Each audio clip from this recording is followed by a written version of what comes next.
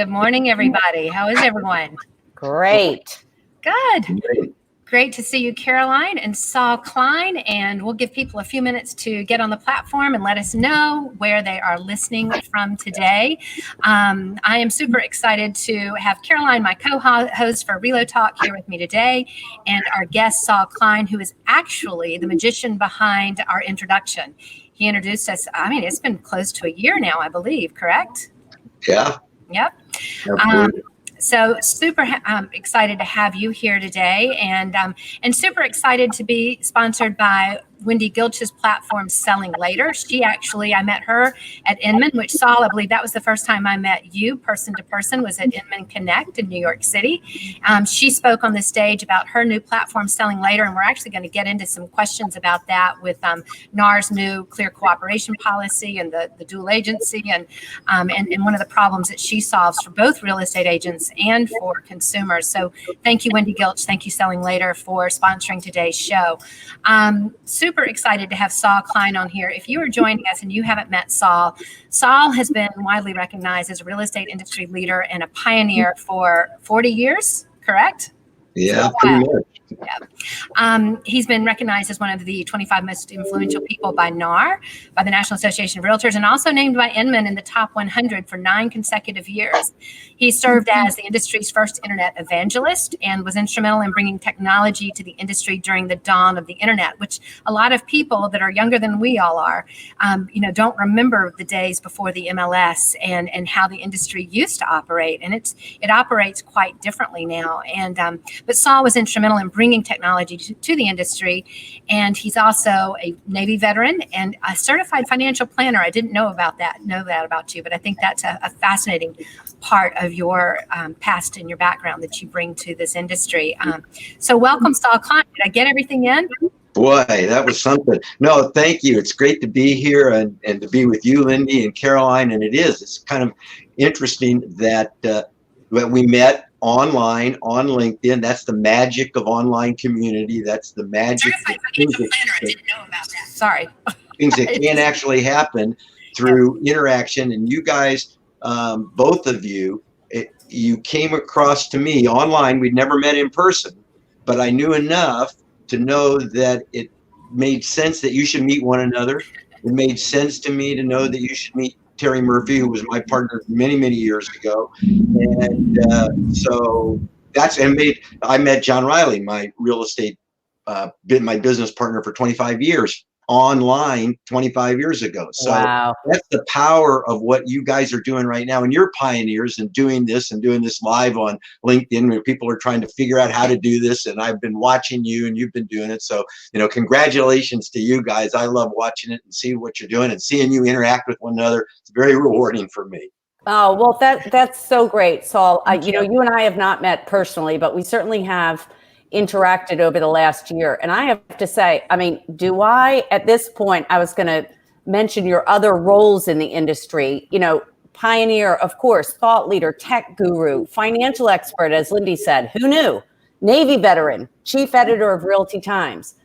Will the real Saul Klein please stand up? I feel like I need to genuflect because you are like the granddaddy of real estate. So we are thrilled to have you here today. Yeah, you can do a lot of things. 40 years is a long time. It surely is. If you don't mind for a minute, I would like to. It's like just a lot of different things, right? I have a low boredom threshold. Yeah.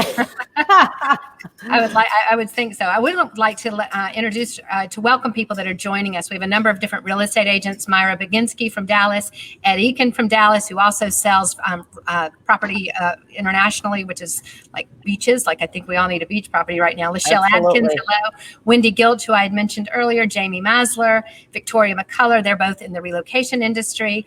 Bruce Waller is here. We adore Bruce. So we love Bruce. Michael Evans, who's a new agent over in South Carolina, Barbara Tibbetts, who's actually selling a home here in Boston right now during COVID. Great. So welcome. Yeah. Good So group welcome to today. everybody that's listening. I can't see the Facebook page, but that's everybody that's watching on LinkedIn and along with others that haven't commented. So thanks for being here.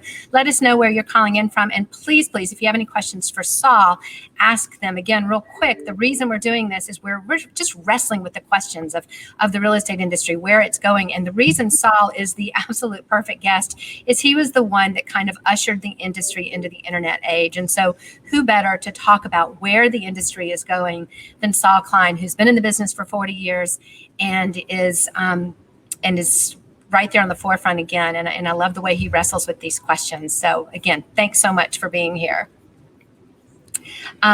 So as we kind of get started with questions and as people are still kind of coming on board, how has your role evolved to help the real estate industry transition? I mean, you really helped it evolve back in the 90s, but how is it evolving now? And what do you see your role as now to help the industry remain relevant in the technology that we have now and as things change? Well, so first of all, I would say that the future is now.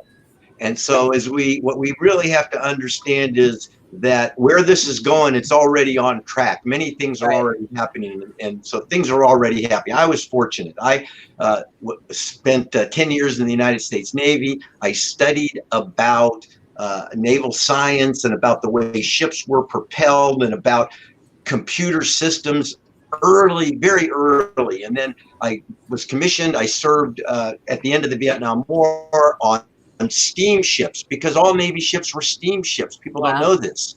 And in the 70s, they developed a new system of propulsion, gas turbine engines.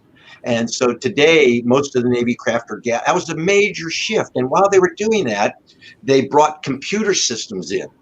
And we had brand new computer navigation systems. And this was in the mid 70s. And we had 3 satellites orbiting the Earth, 3, which meant you could only get a fixed position about every 4 or 5 hours. It wasn't like today where we know exactly. So this was taking place in the 70s. And I was lucky enough to be on the first computerized ships in the United States Navy. It was Bruins class destroyers, that first class of ships. And I was a young guy, I was 25 years old. I was learning how to use this technology. I didn't know how it worked behind the scenes, but I was using it. I was seeing how having to shoot stars and shoot moon lines and shoot sun lines to figure, because you could push a button. And, it was like amazing. And so then I got out of the Navy and I got into real estate. And what happens? Computers start to enter the real estate space. But what made you decide to choose real estate? I mean, you're a man with many hats. Yeah, and so you know, when I got out of the Navy and I saw the computers come in, I said to myself, I know where this is going. I've already seen where this has gone in the military. And now I know where it's going to go in real estate. I can see how it's going to. So that's how I didn't have any special insight other than I was lucky enough to be in a position to see the evolution of the tech. Right.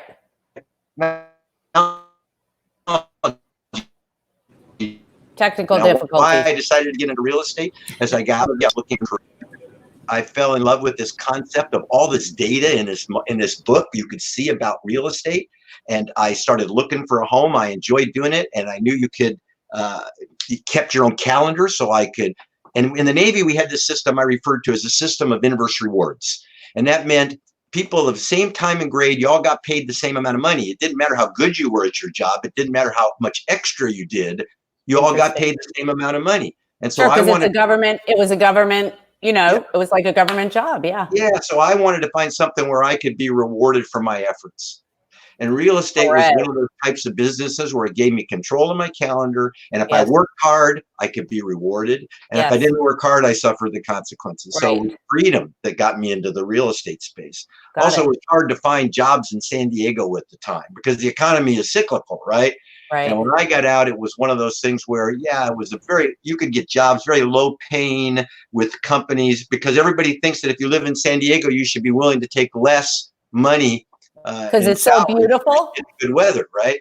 Yeah. And so real estate made sense to me, and I loved it. My father and mother, my dad was a naval officer, and wherever we went, and we always got went to like 5 different elementary schools. We always got transferred. If my dad was going to stay somewhere more than 3 years, if he looked like it was a 3-year stay, he would buy a house. Ah. If he wasn't, he wouldn't buy a house. So we had gone through 4 houses, and I was lucky enough to watch my dad buy a house in Point Loma back in the 50s for $9,000 and sell it for $14,000. That's a multi-million-dollar house. You were hooked. You were hooked. That was then it. Okay. Hawaii, and he buys a house for 20,000. Actually, he's going to buy a house. My mom and he are going to buy a house for 16,000. My grandfather, who's a real estate broker in the mainland, comes to Hawaii, talks him out of it. They buy the same house 18 months later for 20,000, and then 18 months after that they sell it for 26.5. Now I'm now 11, and I'm thinking this makes sense. Right. Then we moved to Norfolk, Virginia, and they buy another. So my father wasn't in real estate, but my family always owned their home. And so you didn't really make a conscious choice. You were surrounded with it. You learned all this by osmosis. It was just there. Okay, so I was just curious, but that gave us a good explanation of what led you to it. It makes sense. Well, and it makes so much sense too, your experience in the Navy and how that translated to your futuristic approach to seeing what was coming before anybody else in the real estate industry did, which again brings us back to why you're our guest today, because we're all trying to figure out what's next. All right, let's talk COVID, Saul. Let's talk COVID-19. How is the current pandemic affecting the industry as a whole? Well, it obviously changes a lot of things. I see a lot of realtors now advertising the virtual aspects. Actually, I listened to an ad on the radio yesterday where somebody says, no human intervention will take you from start to finish. So what it's changing is that people aren't getting together. And so people are finding alternatives. Now, the fact is people still need to buy real estate. People still need to sell real estate. There are different dynamics around it, but there's still this situation where the transfer of real property is necessary. And people are still integral to that transfer of real property. So even though we've got this slowdown, and none of us really can see beyond a couple of weeks, we can have great plans and great visions for how we want to build our businesses. The fact is, our hands are tied right now with regard to long range planning. But there are certain things we can look to, and I think certain things we can get ready for as we see where inevitably this has to go. And the kinds of things we're doing right now, which is not having to be there now types of technologies. The virtual tours. But will anybody really buy a house without physically walking through it, or sell a house without, I guess buy a house without physically walking through it? I mean, we're talking about a major investment. Yeah. So there's many different, I think you have to look at generational aspects of this. Okay. You have to look at the expectations of those generations as people come up. As people are raised now with this and with virtual being and spending 8 hours, 10 hours a day on this, the old ideas that we had about people not walking. Well, I would never buy a house. Well, maybe not, unless I walk through it. Maybe not. But I guarantee you that there are some people who will. Well, and we'll be dead at some point. So it's a moot point. Meaning, if the younger generations are comfortable buying a house without walking the halls, then that's how it's going to happen. And okay, I get that. That's not to say that it's all going to happen at once. Right. Okay. Right. That it's an evolution. That it'll take place. This will take place over time. But your question: will anybody ever buy a house without getting? Sure. Real estate today is purchased without going into it. Investment properties is typically. I mean, I used to sell apartment buildings, and we weren't allowed to go into the units until there was an accepted offer. Even some houses, you used to sell houses that had tenants in it, couldn't show them unless you got with an accepted offer only. Now you could, after the accepted offer, you could walk through and say, we don't want this property. Yep. But the idea of actually getting to the point of contract without going in, that's very possible. So what have we learned over the last 2 months specifically that was inconceivable to us 2 months ago? I mean, what do you believe we have established that's here to stay? Maybe Zoom, Google, LinkedIn Live, things like that. But aside from us learning to relate to one another online and transacting our business online, is there anything else that COVID has shown us over the last 2 months that, hey, you know what? We can do this. We have proved that we can transact online without the need for this human interaction. Is there anything else that you see right now that we've said, Man, we didn't think we'd get there, but we're here now. Well, number one, I think that the number of closings that we continue to see is testament to the fact that even if you put restrictions on people coming together, Yes. you still see real estate transacted. But here's what happens to me: that what we're now seeing that there are new necessities, right? New necessities. Stay 6 feet apart, right? Okay. New necessities. Lots of new necessities. New necessities lead to new behaviors. Right. New behaviors can become habits. Yes. It's to me, it's still too early to see how much of this is habit, right? How many people after this is over are going to want to go to baseball games? Yeah. Or Vegas. I use that Vegas. because of baseball, but just because are going to want to go to stadiums, are going to want to go to places where people, I don't know. Will this effect wear off? And may we go back to some of the old human traits, or might some of these actually become habits? And I'm feeling that some of these, at least for some, are going to become habits. Okay. Right. And so the idea, at least for a while, of social distancing, whatever you take that to mean, is going to be around in some way in people's minds for a while. I'm still trying to figure out how I'm going to be able to play the slot machines in Vegas in social distance. You're not. You're going to invest money. That's just me. Yeah, that's right. But there's online gambling, right? I mean, there's ways for people that's to no take fun. money. But That's then you no just fun. put it in an envelope and send it to them. No, exactly. that's no You just fun. send the money to me. Yeah, exactly. Well, I would go back to what happened when the internet had been around since the late 60s, but when the web came about because of the browser in the 90s. Sure. Right. So when the web came about, then I was practicing real estate and started to look at this as an opportunity to advertise. And in San Diego, we had a fella who put up 50 kiosks in Long's drugstores around town. And these kiosks were places where, and I thought it was a good idea, that people could go and they could look at the real estate. And then if the listing agent's contact information was there, they could the thing we didn't think about is that people that go to Long's drugstore, they typically don't go there to look at real estate. And so how serious are the buyers that might find a property on a kiosk in a drugstore? How good of a lead? Okay. So what happened? It didn't turn out to be that much of a lead. Besides, it took 8 minutes to load, and then people are going to stand in front of a kiosk for 8 minutes. Yeah, that wouldn't work today. We know that. People can't wait 8 seconds. Well, then the web came along, and the web was a perfect place to display. It was one way at the time. It wasn't like we have today where you can interact. It was one way. It was read only. Okay. You could put stuff up on the web, and there it stayed. And at the time, there was a lot of fear in the industry over a concept called public access to MLS. And we even had some lawsuits in the real estate industry. And we had some antitrust lawsuits in the industry. And so this idea of exposing the listing information on the web was a foreign concept in real estate, and brokers didn't really like the idea. And so, but then we saw, it was a couple of us, we saw this idea that there was this web and you could expose it and you could actually get leads from it. Right. And Walt Bukowski, who's now the CEO of the San Francisco Association of Realtors, and myself, we were active with the National Association of Realtors. And we took this idea to something called the Realtors Information Network, which was a wholly owned subsidiary of the National Association of Realtors. And it was charged with bringing technology to the real estate industry. And this was in 1994, 1995.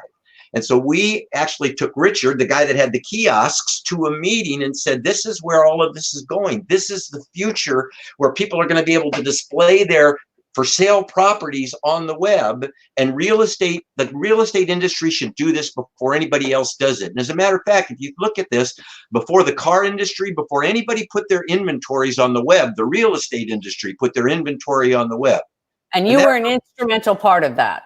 Well, the first 500,000 listings, somebody had to go out and get in front of MLS board of directors and say, here's what the World Wide Web, here's what it means, here's how you can advertise, here's how you can get leads from it, here's how it gets paid for. Would you sign my contract? I represent the National Association. I actually represent the Realtors Information Network. So yes, I was on that team of people whose job it was to go out and evangelize what this would mean to the industry, the World Wide Web, and how you could benefit from advertising. Now, who got into the game at the time? Microsoft got into it with Home Advisor. There was Home Seekers was another website, homes.com and realtor.com. That was the first generation. Wow. And we were successful in getting the listings up to the internet. Yes. And You started in NAR was Texas, very right? successful. Huh? You started in Texas. Wasn't Texas one of your first brokerages? Austin was the first one. And so that's kind of an interesting story. Yeah. So I was sent out to get in front of brokers to say, this thing you've been afraid of, public access to MLS, we're going to do it. Let's do it. And so I went out, and at the time, the technology was very crude by today's standards. It was black and white acetate overheads to do a presentation to a board of directors to say, here's what the web is, here's how it's going to work, here's how your listings will play, here's how much it will cost. Are you interested in signing my contract? And over about 6 months, we were able to get 500,000 listings, and we launched Realtor.com. So the launching of the first place where organized real estate was growing its inventory, and I was on that team, and we were able to do that. Other things happened that required the sale of that asset by NAR. We can go into a long story, but that asset was sold, and now that's there, and other portals have come into real estate. Now, in the probably 2008, when that data was all out there, I took another job as the CEO of a company and went back to all the MLSs and says, look, if you give us the data now, we'll take that data and we'll give it to all these new generation portals. These new places are coming along, Zillow and Trulia, and there was lots of these new places. Yeah. And if you want your data there, it's better to do it through us because we'll help regulate it, as opposed to have agents put it up one place and the broker puts it up and nobody knows where it's all going. Right. Well, it was important at the time because it was a way to give the consumer access to everything. So I think it's interesting. I do want to just give a shout out again. We have a few new people that have come on. If you're on, please hit the like button. We'd love to know that you're there. Bill Wendell is there. Bill is even actually, I think, sometimes even further ahead than the rest of us, because I think he's off in another, years ahead sometimes in thinking about the consumer. So I appreciate his questions. So we may get to some of those as well, and some of the other questions. But I want to kind of to take this down and put it in the nuts and bolts for, I think, what a lot of the agents are worried about, as well as consumers. And to me, it's kind of the elephant in the room. But how is the role of the agent going to change going forward? I mean, I sold a house last month and I never went to it, right? I didn't go to the inspection. I didn't go to the house. I didn't have to go to the closing, nor did my buyer. So how do we continue to justify commissions? And that's a whole nother question, because, one of the big challenges is that an agent doesn't make all the commission. You've got referral fees, and you've got broker fees, and third-party fees, and Zillow fees, and everything else that you have to pay. But so I guess I just asked about 1,000 questions. Let me start with the first one. We're so excited to have Saul at our disposal here. I have so many questions. So let's do the first question.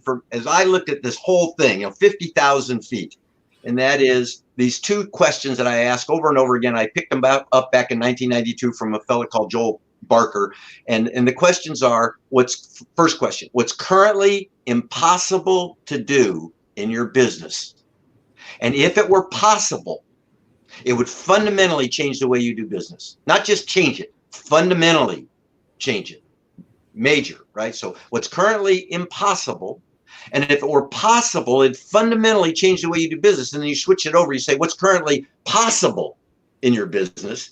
And if it were impossible, it would fundamentally change the way you do business. So those are the paradigm shift questions. And so a fundamental shift we refer to as a paradigm shift. And different things drive fundamental shifts. And where we are with COVID today, we're at a point where a fundamental shift can be driven. Right. There's enough going on now to fundamentally change something. So that's the first thing to think of. Now, to get to your question, I ask this all the time because I'm not 100% sure. I have my own idea, and I'm sure my friend Bill Wendell has his own idea of where this is going. So I ask this question because I think people in the industry need to be thinking about this. I'm 71 years old. I don't really need to be thinking about other than curiosity, right? But the question that you have to ask yourself is, 5 years from now, 10 years from now, what are the skill sets required, and what is the job description of the people we today refer to as a real estate broker or a real estate salesperson? Think about that, and then think about what would fundamentally change the way you do business. So 5 years from now, 10 years from now, what is the job description. People that are out selling, you're out selling real estate, you got to be thinking about this. What would that job description? You're looking at the technologies, you're playing with them, you're seeing which ones apply to your business and which ones don't. How do you see that? And how would you write the job description? Because it doesn't matter whether I write it or not, right? Yeah, and there are 2 million agents today. So here's, right? That's an interesting point. There are probably 2 million plus licensees. Okay. There's 1.4 million realtors. That's people who actually belong to the National Association of Realtors. Right. On top of that 1.4 million, there's maybe, another 2/3 that are licensed. So you're right. So we often say there's 1.4 million realtors, or you mentioned 2 million. Yeah, there's people that have licenses, 2 million, 2 million plus. So how is the technology, the generational expectations of people going to change the role, the compensation, and the skill sets required of people selling real estate? And so I used to be one of those people who said, because remember, I was here when we started to roll technology into the industry. And when we started to bring technology to the industry, we had 735,000 realtors. 735,000. Remember, I'm an evangelist. I got to make up the story about why it's changing and what's going to happen. And I said at the time, we have 735,000 realtors. Technology is going to come in. It's going to make the transaction smoother. And we're going to cut the number of realtors in half. And we're going to go to 325,000. What happened? Where are we today? 1.4 million. Right. 1.4 million. So the technology, and people talk today about the technology. People are going to be reduced and the number of people in the industry is going to change. Maybe, but history doesn't indicate that. And besides that, if you look at who's productive at MLSs and Association of Realtors, you find that a great number of the people don't sell anything that have real estate licenses. And so how much are the people who don't sell anything impacted by a market where there are no sales, they're not impacted? So okay. Right. So the membership will probably stay the same. The number of people will probably stay the same. The role will change based on consumer expectations, what people want. What about the do-it-yourself mentality? Yeah, let's talk about that. Let's talk about that. That's a big one. Right. So a lot of people want to do it yourself. And what happens with the technology, we know this, it's taken the friction out of the transaction. So it makes transactions easier. It makes them faster. Wait, no, talk about that. I don't understand what you're saying. You're saying the do-it-yourself model takes the friction out of the transaction. What does that mean? Do it yourself. The technology takes the friction out of the transaction. You got people that want to do things on their own. Right. And technology allows them, right? They can go online, they can do things. There are platforms that allow them, right? So as we look at the industry and where it goes and the need for the real estate professional, what's that role going to be? And are a lot of people going to be thinking they can do it themselves or do certain aspects? I tell you what, when I go into a department store to shop, I don't really need the salesperson to help me, at least not right away. And there are certain things I feel I can do on my own before I actually need help. And that's a low level example of going in to buy something, right? So there's things that certain people think that they can probably do, and the technology is going to make it easier. Now, when I say the technology takes the friction out of a transaction, what happens is all of those databases that have to connect and all of the hoops that you have to jump through, they're all getting tied together. The house has to qualify and the borrower has to qualify, and you have to have an inspection and you have to have the title. All those things are now going to be brought together and the best example is stock, buying a piece of stock online. People say, well, real estate's not like stock. Well, in a way it is. I can go online and I can do all the research around the stock that I want, get all the information. I can go in and say how many shares I want to buy, at what price I want to buy it, and I can execute that trade. I can spend $1 million to however much money. I can big trades. I can do them in an instant. And as soon as I push the button, what happens is the money goes to the right place. The deed, the stock certificate, or the recording of my buy, it all happens in just amazing. Boom. And so you can see where the friction has been taken out of stock trades. And so the friction then can be taken out of real estate. Now, people will say to you, but who wants to, nobody wants to close their house in 24 hours. Well, maybe, but maybe people do. And maybe those are behaviors in the future. Well, here I have a question then, because currently to my knowledge, there's no data or there's no platform that exists that actually is able to compare apples to apples in real estate. I understand about comps. You see, I'm not a realtor, so I'm coming at this I package homes to sell, as you know, right? So my question is, we have not evolved technologically to the point where you can actually compare every single attribute and the age of that attribute in that house with another house, comparing apples to apples. Does that make sense at all? That's why people like me are in business. So I would say, yeah, that does make sense. And you've never been able to do that in a real estate transaction. You've always had to depend upon the opinion of an appraiser. Right. That's the problem, in my humble opinion, because not all appraisers are created equal, just like not all realtors are created equal, or real estate agents. Some of them are very, very good about understanding exactly what to do to package a property to sell for top dollar. So, right? So you just created a question. Remember what's currently impossible to do in your business. And if it were possible, it would fundamentally change the way you do business. Well, what's currently impossible maybe is comparing one house to another house, board by board. Right. Nail by nail. Right. Instead of these sweeping generalizations that are often negative and not necessary. What if that's possible? What if all the records from all the homes ever built are loaded into a computer, and with certain artificial intelligence applied, you can now begin to compare every single property board by board and nail by nail? I want to bet on that person, because I believe, and again, I am not a realtor, but I believe we need to get to a point where individual comment is not necessary. That maybe we're getting to a point where we're just looking at being able to truly compare apples to apples.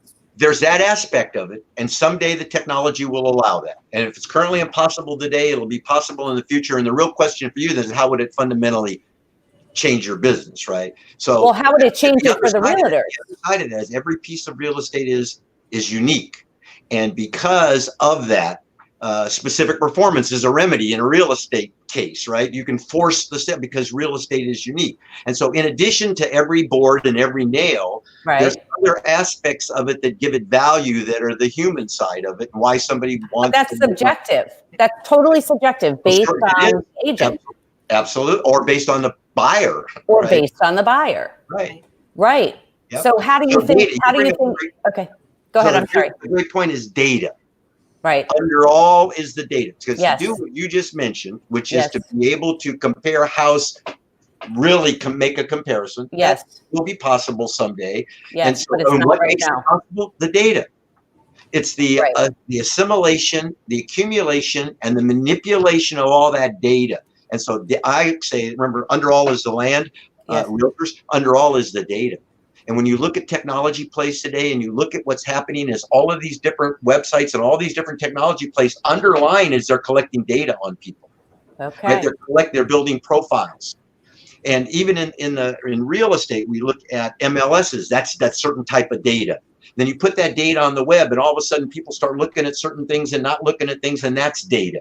And so this overall collection of data, and then the ability to determine patterns in the data, and to be able to invent around that, that's the artificial intelligence, machine learning thing you hear. Yeah. And I would say to this, I used to say my products that I offered to realtors, right? I created something with my business partners called ePro, which was a technology program to teach realtors how to do email, what a website was, and what a domain. Right. People didn't know this, right? And so we had to go out and present this idea to the real estate world. And so now we look at the data and what's being collected. Back then we thought there was something to it, but now we can see that all of this data and all of this, the patterns that can be determined, can be really helpful in the buying and the selling. Understanding the data can be packaged. Takes me back to my original question about the elephant in the room, and that's, what is the role of agents? Because so much of being automated. In fact, I've even got an article here in a Texas magazine talking about blockchain and its role, and everything being automated, and the fact that now somebody can go in and they can if the price is automated, and if we get that done better, which I think it's done poorly now a lot of times with agents, because there's no one standard. Yeah, it's subjective, and it's there isn't standard. But also, if whereas I used to show 40 houses, now I may only have to show 4 or 5 to a client because maybe they've done a virtual reality tour, or they've, toured everything online, not just looking at pictures, but actually seeing video, even of the neighborhood and different things. And so how does that, and to me, again, like I said, that's the elephant in the room. How do we continue to justify these commissions if the real estate agent is doing half of the work they used to? I mean, that was already a question. Also, that the consumers cannot unbundle, right? It's a flat rate. It's a flat 3% or 6%. The consumer looks at it and goes, a lot of things. So, Caroline, for you, I would say as a subject we need to talk about called menu of services. Right. Bill would like to talk about menu of services. Yeah. Pricing services is one thing. Menu is another thing. They're not necessarily menu of services. Right. Yes. That's an important point. Now, for years, I've said I'm a great defender of people that sell real estate because I did it, and I had offices full of people, and we did this. And so I've always been a great defender of people that sell real estate, and always defended the human side, and been one of those people that said the last thing that's going to leave the transaction is the human element. And we need the human element. There's no doubt we need the human element.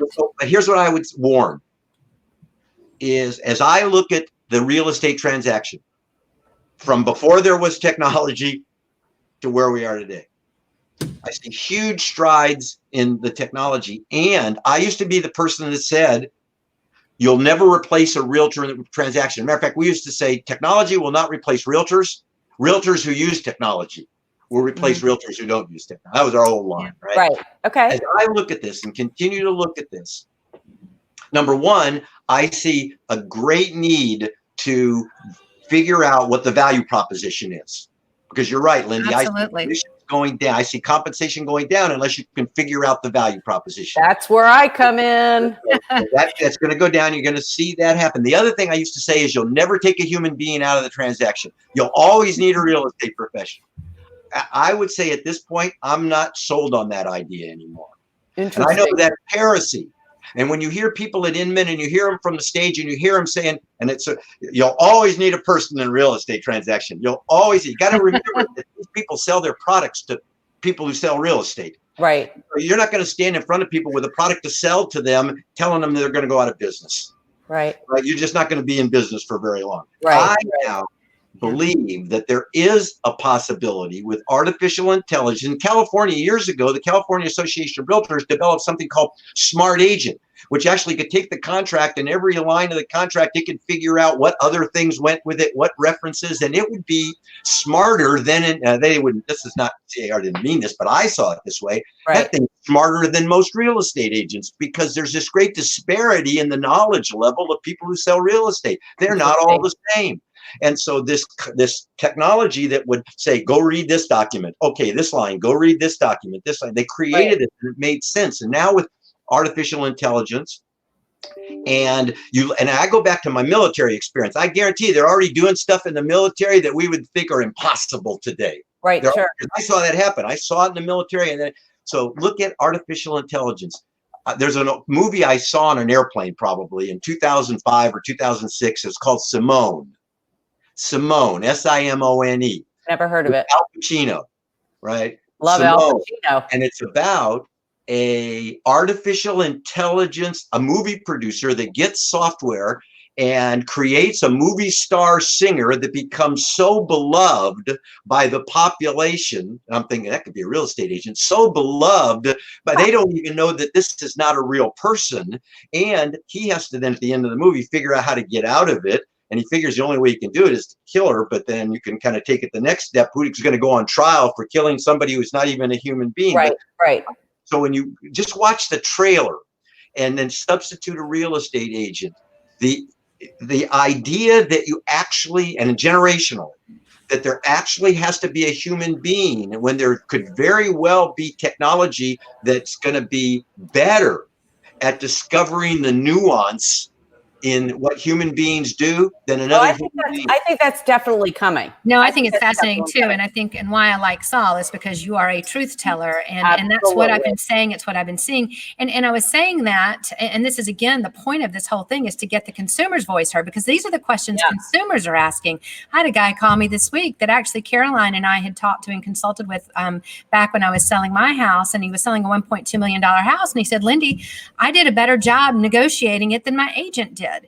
I experienced the same thing selling my house, because it was a long story, but I had to list it with somebody in it. And at one point, well, I won't even go into all that, but nobody has a greater interest in your investment than you do. Nope. And now everybody has this in their hand, right? They've got all the information they need. And so, but I'm with you. I don't think the agent's job is irrelevant, at least not yet. I can see where you're going though, and saying maybe at some point, but I think as real estate agents, we really have to understand that value proposition.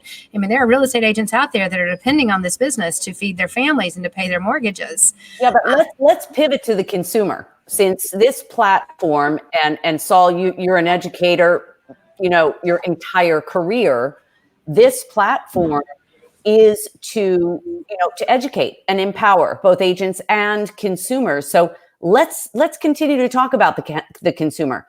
Saul, what does the consumer need to know to not only protect themselves today, but to maximize their investment? Well, so a number of things. If you're talking about real estate, you can divide the real estate transaction up into like these 5 component parts, right? Where a consumer needs to be educated, then they need to locate a property, or a property needs to be marketed. And then there's the negotiation aspect, then there's the administrative aspect, then there's the constant communication after the. So what I think a consumer needs to do is, within the context of buying and selling a home, is learn more about it. And that capability is there, and it depends on the motivation and right. And the valuation is something else that you mentioned, but you go back to this idea of what is the job description and what are the skill sets required of somebody that's going to be delivering the services 5 years from now, 10 years from now. And so I think that there is going to be continued pressure on the financial structure, on the compensation structure in real estate. The employment structure is a whole nother thing, right? Is the employee versus independent contractor. Let me ask you a question. Do you think there should be a reduction in commission? Or is it more giving the consumers the suite of services or menu of services that you said, and offer them the ability to pick and choose and pay for what they want? So I think that the current compensation structure in real estate is broken. It's been broken for a long time. And here's what it is. The real estate compensation structure works like this: work for free, work for free, work for free, work for free, work for free, work for free, close the deal. Right. Now, who's going to pay for all that work for free time? The deal seller, the person who actually pays you, they're actually covering all that time. So it's an inefficient structure of compensation. It's inefficient. Now, consumers actually like it, and realtors actually like it. Any realtor, they'll give away 35% just to get a lead, no matter how hot that lead is. They kind of right. It's okay, that structure for them. But I think it's going to change. I think commissions you're going to see this downward pressure based on a number of things. And so realtors, people who sell real estate, are going to have to offer more. And that's where they're going to have to learn about iBuyer. It comes back to one of your earlier questions. They're going to have to learn about how can you offer, more financing? How can you offer creative financing? iBuyer creates liquidity. How can you help sellers with liquidity? What about these trade-in options where people can trade their house in for another house? Many ways to move liquidity around. And so as a realtor, you need to know about these things so you can help people find out. And then you get to Alex Rampell's video, right? Which is fascinating. If anybody out there has not watched it, you've got to watch it. It's a great video. He's a real smart guy. Dynamic yield maximization of an otherwise static asset. Well, I also want to mention here that now you're sort of getting into my territory, which is the preparation of the physical asset, right? The structure and property. And what I find very frustrating is that, we talk about standardization. There is no standardization in the industry, which is why I have an issue with agents speaking to issues that they're really not necessarily qualified to speak to, meaning the status of a floor, telling a seller that they have to refinish all the floors when that's not necessary. So what I'm trying to get to is at what point does the consumer have to understand their part of this is that they need to take more responsibility for their largest asset? Meaning, it's been, we've kind of grown up with, the realtor's going to do all of this. Well, the realtor doesn't necessarily help to package your home to sell. They can refer you to, a stager. They can refer you to, their Rolodex, right? How do you think the consumer is going to feel when you say to them, listen, this is your largest asset, my friend. It's time for you to stop relying. If you don't want to pay the commission, right, you need to take more responsibility for your own asset. You need to understand this transaction is really not even about you. So I think I think you have to find consumers that want to. I think more and more consumers do want to learn about it. Many years ago, I conducted a how to buy your first home seminar for a company called the Learning Annex, which would put magazines on racks all over town and then you rent hotel rooms and invite people in. And so I would teach every month. I'd do that. I'd have 20 or 30 people that would come in and I would teach them how to buy a new home from me. Right. So how do you buy it and how to agency and how does it work? And I gave people options for price. How do you want to pay for the service? Do you want to pay for it by the hour? Do you want to pay for it the traditional way? And most people opted for the traditional way. So what does the consumer? But I think more and more consumers will want to look into this and do things on their own. And so here's the phrase that I give people all the time: there is no substitute for your own due diligence. There's no substitute for your own due diligence, right? And so no matter what professional, you always got to keep this in mind today, right? Is that there is no substitute for your own due diligence. And let me help you by giving you the things you need to have so that you can be familiar enough about, and that's about part of the value proposition you talk about. But this is what needs to be stressed, because if you don't, there's other people, other ways for the transfer of real property to take place without you. So you have to make a case for your value. So that gets back to the agents. I mean, Lindy, I'm stealing your thunder here a little bit, but on my ground, yeah. I'm sorry. So what do the agents need to do to evolve, especially during COVID? I mean, what would look? You've seen it all, Saul. Okay, so I'm really asking you because I'm very interested in this. What should an agent be thinking? How should they be pivoting their platform, their business to remain relevant, not only today, right this second, but moving forward? Yeah, so pivoting is hard for somebody in the real estate business because it's a eat what you kill kind of business, right? And so the pivot thing is not an easy concept. So what you have to do is you have to be doing what you're doing and looking for other things to do while you're doing it. That's why I think for looking for an iBuyer program, if you're not, look for other ways to be compensated within the field of real estate. How can you put more arrows in your quiver? Right now, here's an example. As we look at the new web, as we look at data as labor, as you read what Tim Berners-Lee, the guy that founded the web, what he talks about when he talks about the new web, when you look at blockchain and distributed databases and how that's going to impact the real estate industry. And so I was introduced to a concept not too long ago where it's a marketplace. So marketplaces are really important to think about. A place where buyers and sellers can come together in a marketplace. And actually, yes, a marketplace eliminates somebody. It eliminates a middleman. It's a disintermediary. But you're going to see more marketplaces taking place. And so I saw a lending marketplace where a borrower says, okay, here's my information, and they're anonymized. So don't know who they are. And then lenders bid on it. Interesting. And it's all compliant with Freddie and Fannie. Fannie been through the GSEs. It's been through, and so this is something where borrowers can go into, be anonymized, put information in, get the loan. Now, if you're a realtor and you sent that buyer to put the information in, you could earn a fee. Now, I'm a real estate trainer and a real estate educator. First thing I think of is RESPA. I'm thinking, you can't earn a fee. That's RESPA. They say, no, this is not transaction related. When that data goes in, it goes into a data block. And then if that is used for the loan, actually, you get paid. The person who brings about the data getting into the database gets paid when the loan is applied for, not based on the transaction. It's not a RESPA violation. It's jumped through the hoops. The realtor could actually get paid to do that. Okay. Now, what happens, the interesting thing is because it's part of a block, if then the person goes out to get a car loan and that information is used to qualify for the car loan, then the person who put it in there gets paid again. If that person refinances that home down the road at some point, because it's all put in a distributed database and you have Right.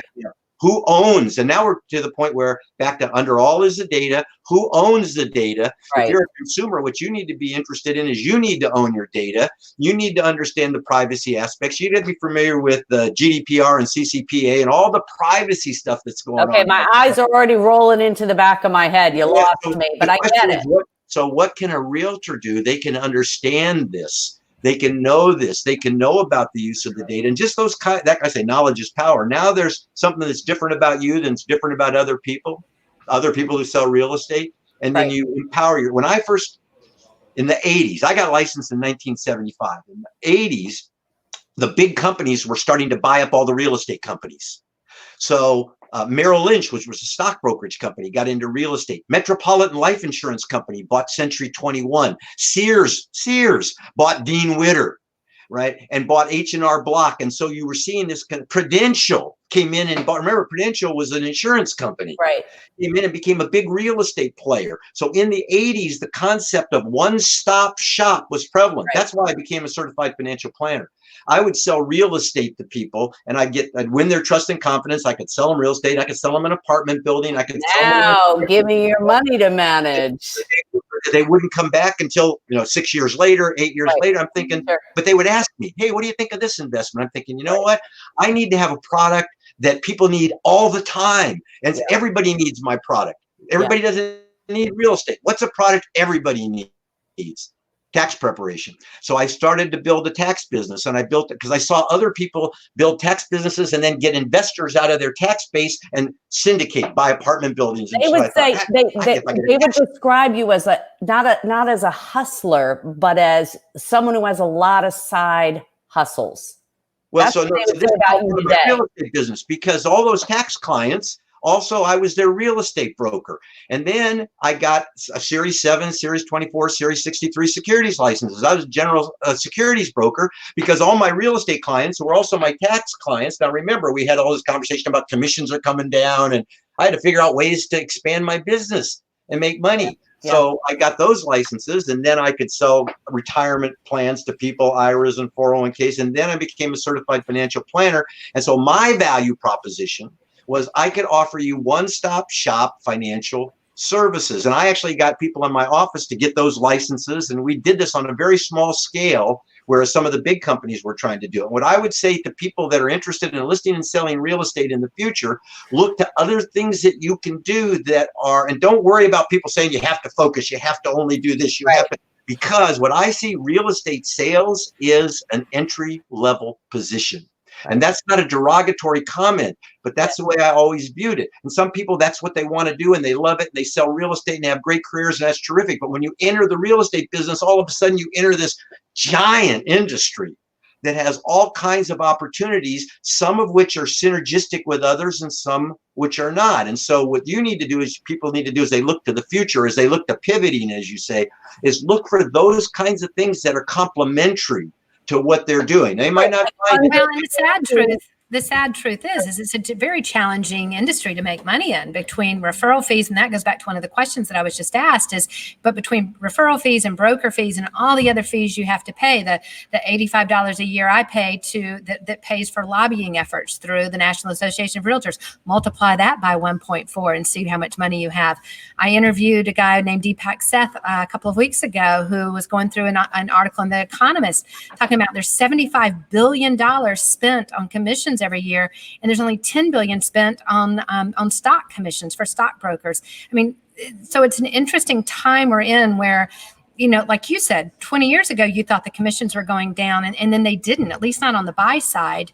And so I think there's just this real interesting tug and pull between this consumer really questioning things, the agent's not making the money, but the consumer has no idea where their money's going when they pay for it. So it's a really interesting, I think, kind of time we're in. And And the COVID, this period we now have, lets people have time to think about it. Well, right? I think it's finally forcing it to the, I think it's finally forcing it to the surface, right? Yeah. Right. It's finally forcing it to the surface. And then you've got the lawsuits that are up against the industry. You have, and I don't know if you want to talk about clear cooperation policy, but you've got that's come into play. And that's challenging to me. I sold a lot of homes, but I wasn't with a big brokerage. I left a big brokerage and went to a smaller brokerage where I was able to be more entrepreneurial. And one of the ways that I helped save my clients money was I helped them advertise before we put the home on the market. And a lot of times, if they found the buyer, which they can now through this lovely little device and their social media, then they could save some money that way. So it's an interesting time with an industry, and I was with you at Inman where it was, it was all about value, value, value. Let's keep charging 6%.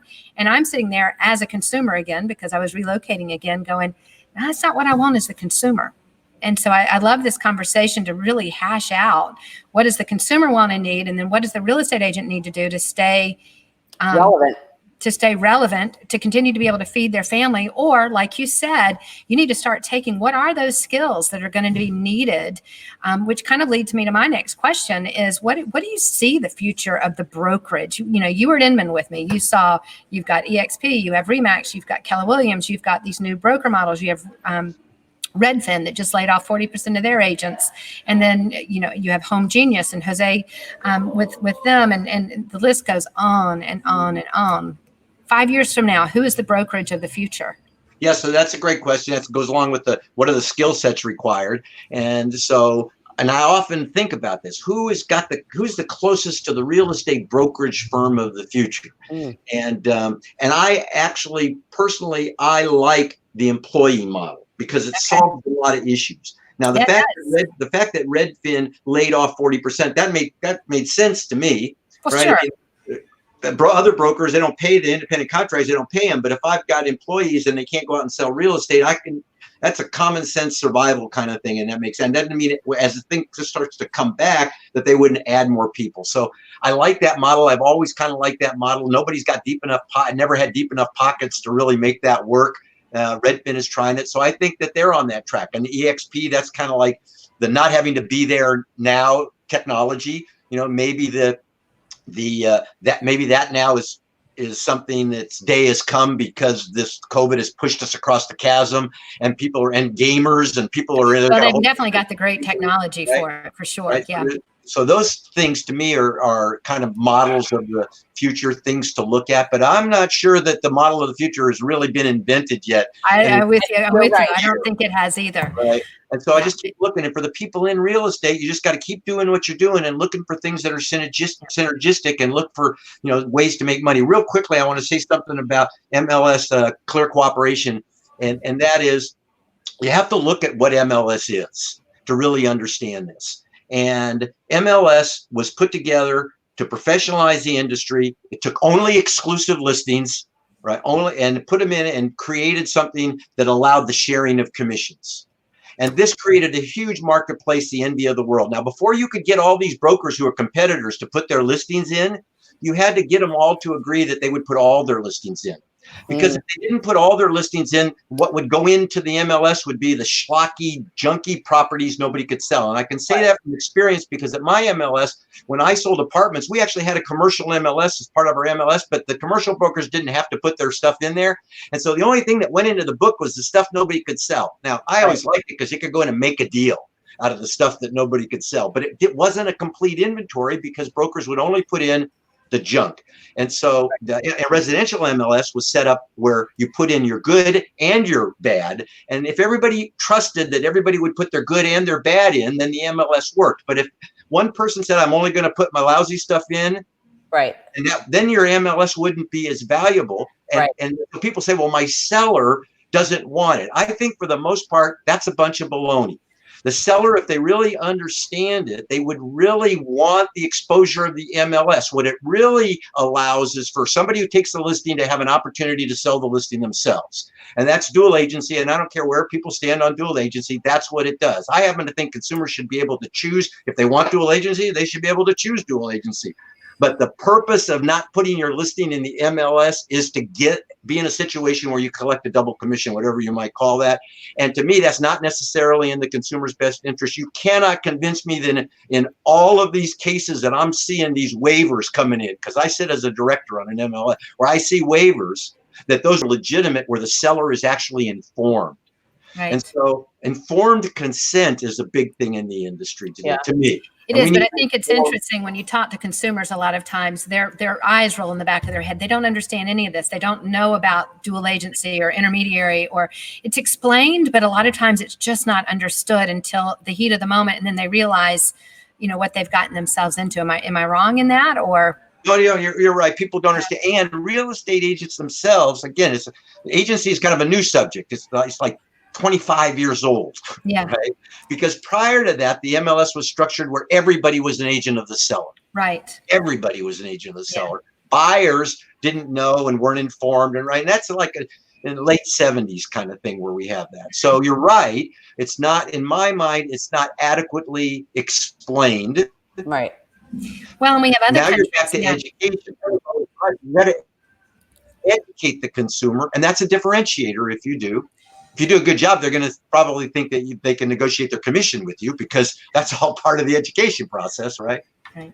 But I think that's where agents can really do a great job if they will adopt that. And you did it for sure for 40 years, that entrepreneurial mindset. I mean, that was the difference of me going from a big brokerage to a small brokerage. I could negotiate my commissions, and it might be 6% or it might be a flat fee to just give some advice. So it's just, it is just adopting that entrepreneurial mindset, I think. But education's key. We created a concierge service where we had people bought properties from out of country. And so somebody needed to take the mail out of the mailbox, and somebody needed to pick the newspapers up when they weren't there. Right. And somebody needed to start the car once a week. And so we actually had a clientele of people that we did that for. And we got compensated for that. And we had a property management company. And so we were always. And you should be, because you were performing a service. So it was a service. It was a service. Listen. And you know what got us? Referrals. We would get, when the other people would come into the country, we would get their friends to buy from us. That makes sense. Listen, Saul, this is amazing. We've already hit our 1 hour mark. Hard to believe, 1 hour and 2 minutes. I know we had another 2 quick questions. Lindy, if you want to, I want to know personally, where do we find other truth tellers in the industry?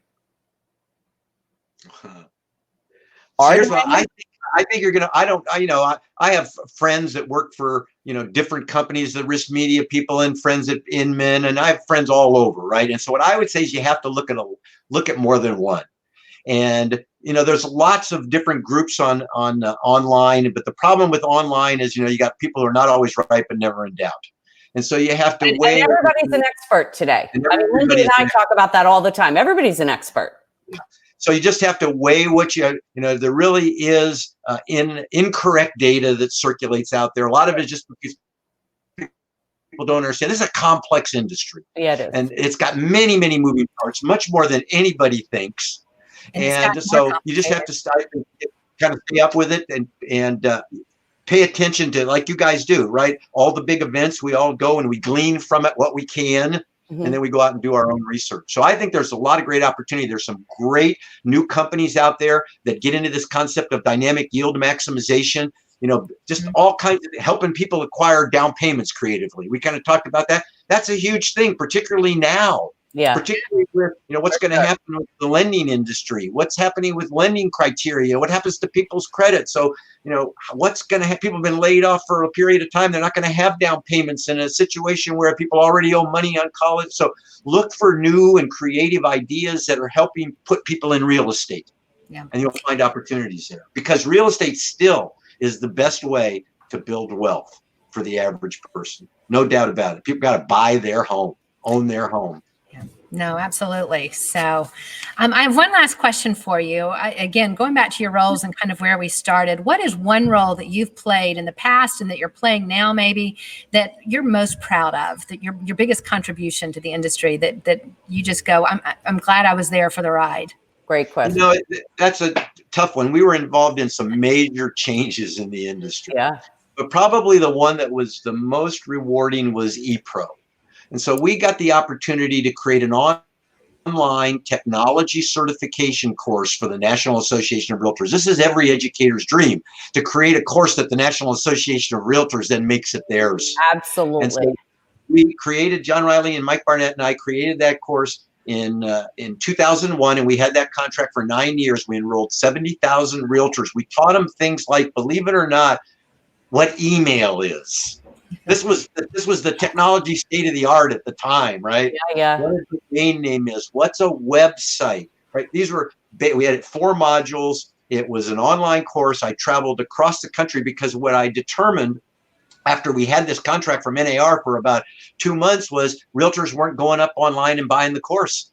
That there was no motivation in 2001 for people to want to learn, pay money to learn how to take this course. So I went on the road and I started teaching seminars, 90-minute seminars. I would do 2 to 3 a day.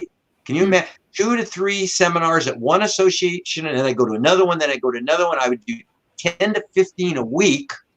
And I did that 3 weeks a month for 9 years. Oh, for 9 years. Talk about flyer miles. On Friday, oh yeah, man, millions and millions. Come home on Friday, drive 1,000 miles in between to go to a real estate association to another. We had a team of people that booked that out. It got to over 9 years. I would go back to the same places. I had friends. I had dinner with all the people that, right? And so I created this great network of people who are my friends in the real estate industry, who I've gone to their houses, I've met, and then we continue our relationships online. So that was a big one. And I love that. And that plays right into kind of what you're doing now with Realty Times. And if you're still watching, first of all, give us a like button, just so that hit the like button so that Saul knows that you've been listening. I so appreciate it. We didn't get to all the questions. I am going to get answers for you if you've asked a question today, but I want to go back to Realty Times. RealtyTimes.com is where you're an executive editor along with John Riley and Terry Murphy. And it's a great source of education. You've got an audience of consumers as well as agents. If you write articles. I know one of the agents on here asked a question about things that they can do as a new agent. I think that was Michael Evans. Write an article and submit it to Realty Times. Show us what you know. I mean, that's what consumers want to know is, can they trust you? But Realty Times is great. And I love what you're doing in there. And you always have a great little cartoon at the end. So be sure to check out Realty Times. We're launching Women's Wisdom Network with Terry Murphy. Yes. It's a great project. And we're very excited about this. Yeah, tell us a little bit more about Realty Times. Well, about women in real estate. Women in real estate and women in business. Okay. And she does interviews with people, successful women. That's about women supporting women. So we're real excited about that project because Terry was with us originally when we launched technology into the real estate space. And Terry has a resume that looks like yours.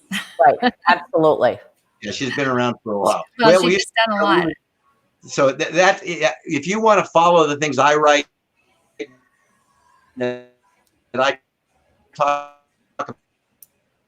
Yep, the internet problem. The internet's not good. See it on Realty Times. And I participate in numbers, but Saul at bettercallsaul.realtor. Somebody asked that. They said, you better use that tagline, better call Saul. Well, this is bettercallsaul.realtor. This has been just such an honor, Saul, to have you literally captive for the last hour. I think that Lindy and I could spend all day long asking questions because there's so much to talk about. So we'll definitely have to have you back. I know that there are people in our community who are asking specific questions that Lindy can follow up on. It's been amazing. Thank you so much for your devotion to the industry and for keeping us, up to date on what we need to know when we need to know it. Well, and for your foresight and for asking the hard questions and for keeping the consumer in mind as you're asking those hard questions, as well as the agents. So, and I think it's going to be listening to the consumers that we're going to be able to solve the challenges. So that's where it's all coming from, right? Yep. That's the side. So that's thank you very much. It's great being with you guys. Thanks so much, Saul. We appreciate it so much. Okay. Bye-bye.